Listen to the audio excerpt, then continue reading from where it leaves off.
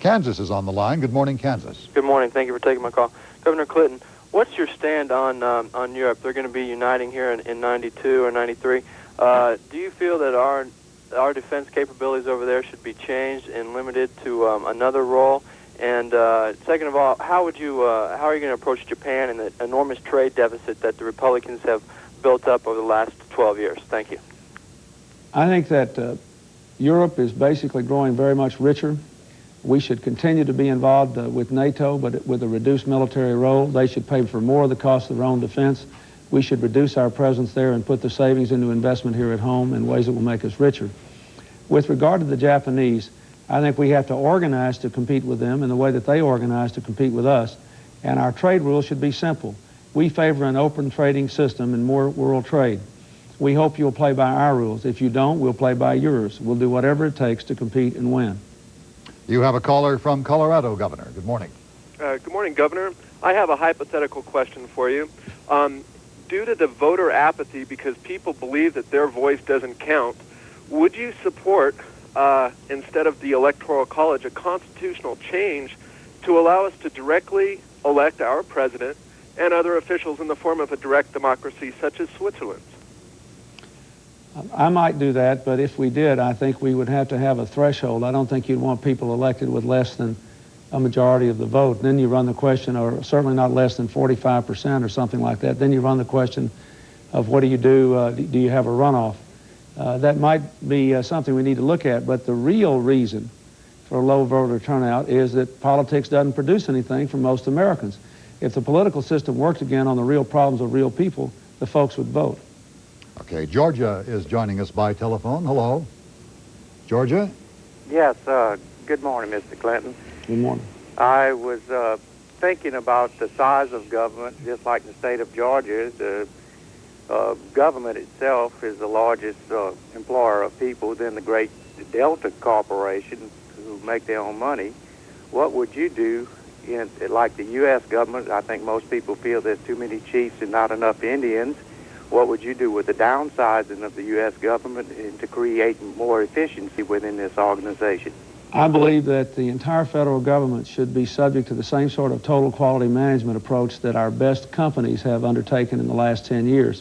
We need to radically restructure government to reduce middle layers of management, reduce unnecessary rulemaking and bureaucracy, increase accountability through the use of data processing, and give frontline workers the capacity to recreate what the government does and to relate to customers better. I think that the whole sweeping reorganization of many American corporations in the 80s to make them more productive and more effective and satisfy their customers better needs to be mirrored in the federal government. We're still organized the way we were 30 years ago in government and in education and in health care.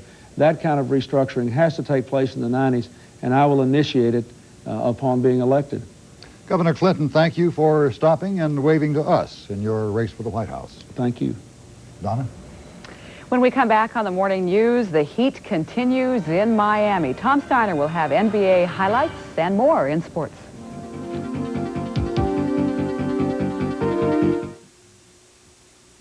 The following scenes may be unsuitable for sensitive viewers. They are the forgotten, these poor, hungry, sick children of the world. These despairing and dying children. They need help so urgently. But what does it cost to fight disease, malnutrition, starvation? How much does it cost to keep a child alive? The figure is almost unbelievable.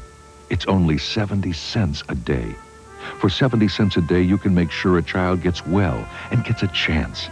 Start by calling this toll-free number right now. You'll receive a free information video and more from Christian Children's Fund. For just 70 cents a day, only $21 a month, you'll make sure a sick child can finally see a doctor for diagnosis and treatment. 70 cents provides a hungry child 3 nourishing meals and clean drinking water every day. 70 cents gives a child who wants to learn the clothing and books and opportunity to go to school. Please call today. There's no obligation. Within 10 days, you'll receive your free video plus information on one child who needs you.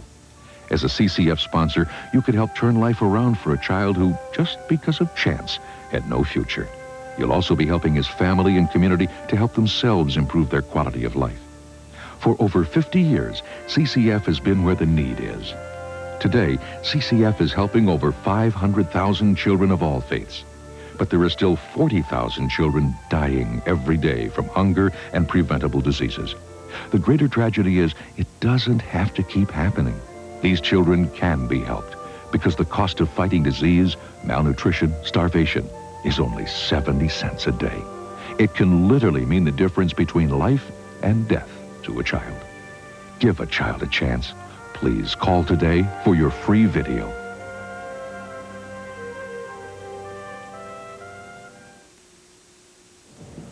And we want to take you once again live to the New York Stock Exchange. Trading been open for about 10 minutes. We'll continue to update the numbers for you all day long. As of right now, just up a little bit over 12 points. If you look to the left of your screen, down on maybe 1, 2, 3, 4 lines, you'll see the letters that say INDU. Those are the numbers we look at, the Dow Jones Industrials.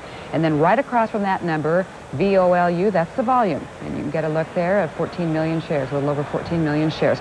Continue to update the numbers for you all day long after a 41-point drop in the Dow yesterday. All right, now let us take a look at news making headlines around the world. The devastated city of Vukovar is still not being spared from fighting across Croatia. Vukovar was captured by Yugoslav federal troops this week after a 3-month siege. But gunfire overnight indicates some diehard Croatian fighters have not surrendered. Landmines are hampering efforts to evacuate sick and wounded residents from Vukovar, but it is hoped that the evacuation can be completed today. The U.S. Coast Guard says it rescued about 650 Haitian refugees yesterday from boats off Haiti. In the meantime, the U.S. government is restrained for at least a week now from sending any more boat people back to Haiti. More than 500 were forced to return before that court order came down. The casualty count is climbing in central Mexico, where a freight train jumped the tracks yesterday, plowed into cars at a busy intersection.